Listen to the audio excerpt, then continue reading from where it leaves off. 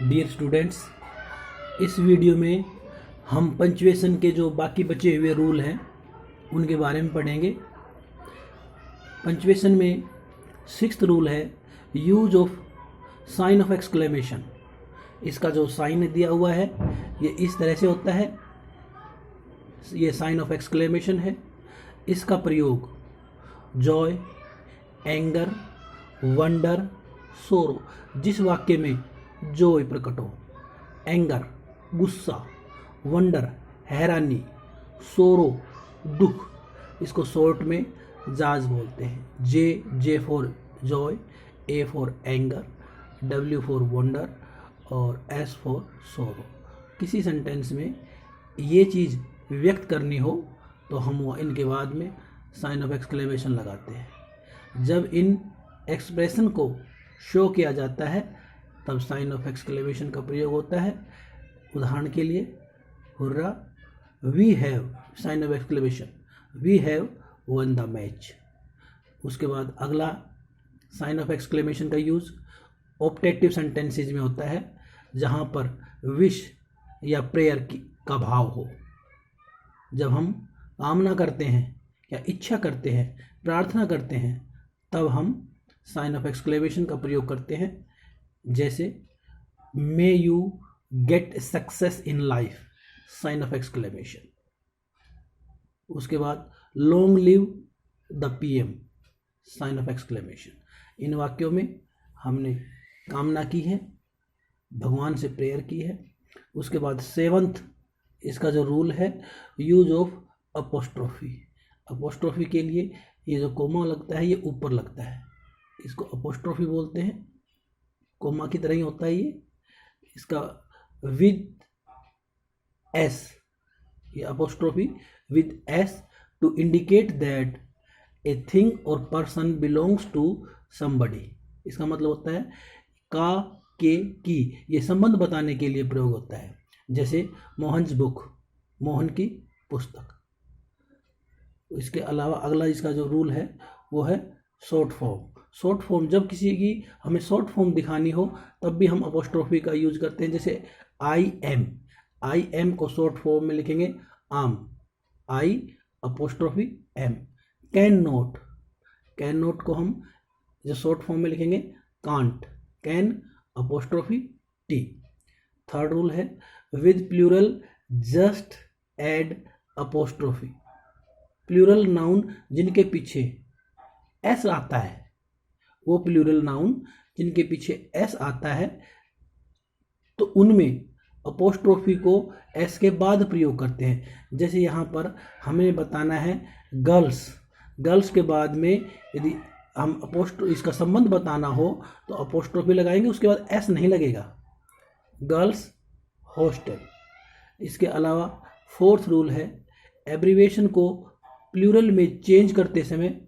जैसे एब्रीवेशन है एमएलए का हमने प्लूरल बनाना है तो एमएलए अपोस्ट्रोफी एस। अगला जो 8th रूल है इसका यूज ऑफ हाइफन इस तरह का निशान होता है, ये डैश से छोटा होता है, डैश थोड़ा लंबा होता है, ये छोटा होता है। यूज ऑफ हाइफन, इसका प्रयोग कंपाउंड वर्ड के पार्ट्स को जोड़ने के लिए किया जाता है। जैसे डॉटर इन ला, इनको जोड़ेंगे, बीच में हाइफन लगाएंगे। मदर हाइफन इन हाइफन ला। और इसका हाइफन का अगला रूल है आफ्टर प्रीफिक्स के बाद में भी हम हाइफन का प्रयोग करते हैं। जैसे सब हाइफन इंस्पेक्टर। इसके अलावा हाइफन का 3rd रूल है कंपाउंड नंबर्स बिटवीन 21 to 99, 21 से लेकर 99 तक, इनको यदि हम इंग्लिश में लिखेंगे तो इनके बीच में हाइफन आएगा। जैसे 31 है, 31 है, 31 30 हाइफन 5, 35। 31 है तो 30 हाइफन 1, 5 है तो 30 हाइफन 5, 45 है तो 40 हाइफन 5। इसके अलावा अगला जो 9th पंक्चुएशन का है वो है यूज ऑफ कॉलन। कॉलन में 2 डॉट लगते हैं इस तरह के। इसका प्रयोग हम कब करेंगे? जब किसी शीर्षक या किसी वस्तु को आगे डिटेल में एक्सप्लेन करना हो तो हम कॉलन का प्रयोग करते हैं। जैसे laughter colon an antidote to stress. इसी तरह से अगला कॉलन का यूज है to introduce a quotation. Quotation को व्यक्त करने के लिए हम कॉलन का प्रयोग करते हैं।